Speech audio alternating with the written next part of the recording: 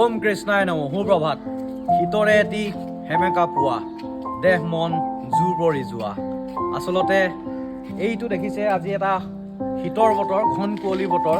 সাধাৰণতে গাঁও অঞ্চলত ৰাতিপুৱা এনেকুৱা পৰিৱেশ সদায় পোৱা যায়, কিন্তু এই চহৰ অঞ্চলত গুৱাহাটী মহানগৰীত এনেধৰণৰ ঘন কুঁৱলীৰে ভৰা বতৰ খুব কম পোৱা যায়।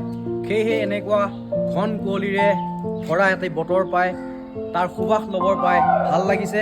আৰু এনেকুৱা ধৰণৰ শীতৰ বতৰ দেখিলে আমাৰ গাঁও সেই পৰিৱেশলৈ মনত পৰি যায়, য'ত নেকি এতিয়া ধানসমূহ কাটি যেতিয়া সম্পূৰ্ণ চপাই ঘৰত নিয়া হয়, ঘৰত এটা ভোজৰ আয়োজন কৰা হয়।